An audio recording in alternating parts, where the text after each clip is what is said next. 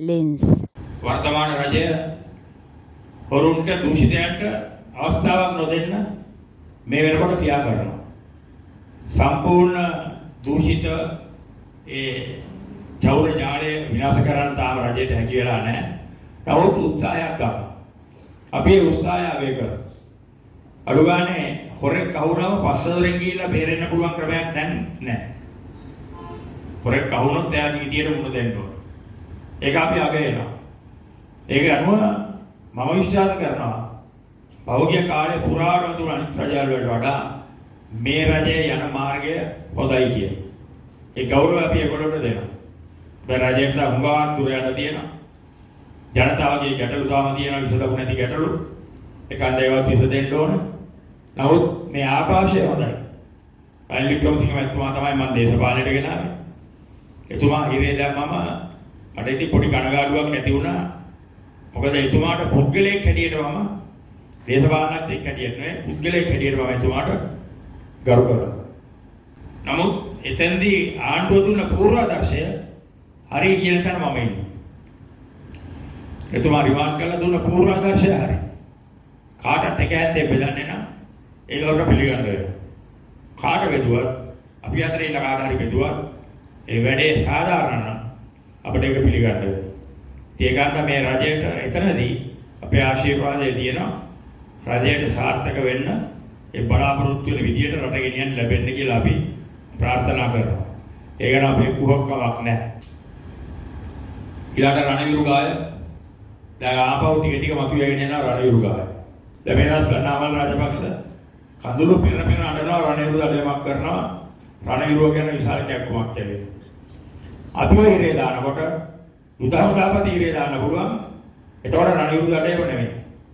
ඒ වගේ නරි සූකර සුනක වැඩ කරලා දැන් එනවා කතා කරන්න රණවිරු ගායයක් ගැන.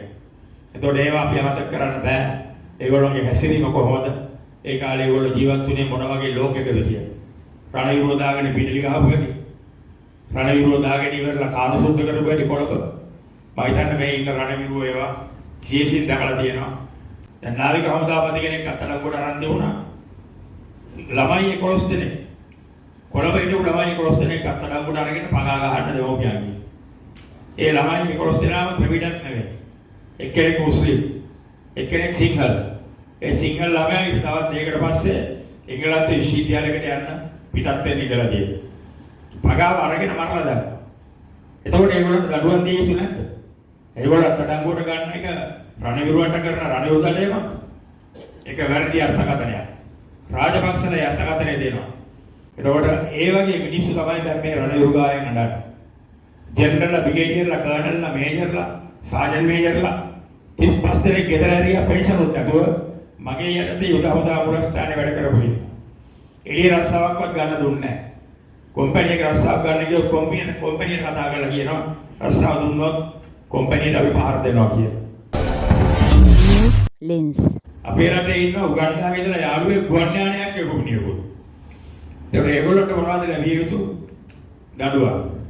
පෞද්ගලික කාලේ ගුවන් යානයක් ආව උගන්ඩාවේ ඉඳලා නායකයෙකුට තිරුපති යන. මේක කාගෙද මේක උගන්ඩාවේ ඉඳලා මේ හංගල තියෙන සල්ලිද කියලා වම නෑ එහෙ ඉන්න යාළුවෙක් මට උඹයි කිව්වා මේක තිරුපති යන. ඒතකොට ඒව සුද්ධ කරන්නේ නැතුව අවංකවම බොක්කෙම මේ වැඩේට වහිනව නම් කවුරු හරි ඒ තැන් කොන කියලා සුද්ධ කරගෙන ඉන්න ඕන. නැත්නම් මේ රට සුද්ධ කරලා ඉවර කරන්න බෑ. සල්ලි තියෙන්නේ කොහෙද? එතන මේ දූෂිත ජාලය අල්ලගෙන තියෙන්නේ. වරාය වෙන්න පුළුවන්.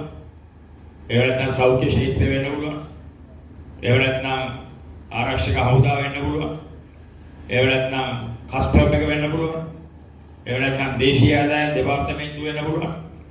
ඒවත් නැත්නම් පිටකොටුවේ ඉන්න කරවල ගේන ව්‍යාපාර වෙන්න පුළුවන්. ලංකාවට පරිප්පු කියන මුදලාලිය ටික වෙන්න පුළුවන්. මේ තංගල තමයි මේ රටේ සල්ලි ගැවසෙන්නේ කොට. මේ ගැවසෙන හැමතැනක්ම මේ දූෂිත ජාලය අල්ලගෙන තියෙනවා. හිර කරගෙන තියෙනවා. මේ දූෂිත ජාලයේ නියමුවා තමයි ප්‍රධානියා තමයි මහින්ද රාජපක්ෂ කියන ඒ උත්තමයා.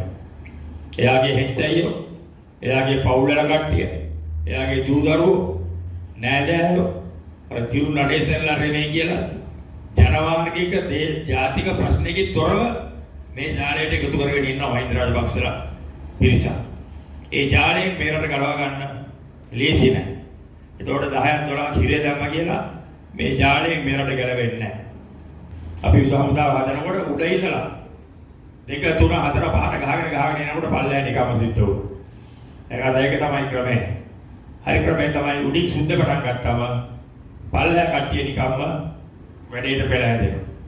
ඒක තමයි අනුගමනය කරන්න ඕන ක්‍රමය. නමුත් අපේ රටේ තාම ඒවා හරියටම සිද්ධ වෙනවා කියලා මම විශ්වාස කරන්නේ නැහැ. News Lens.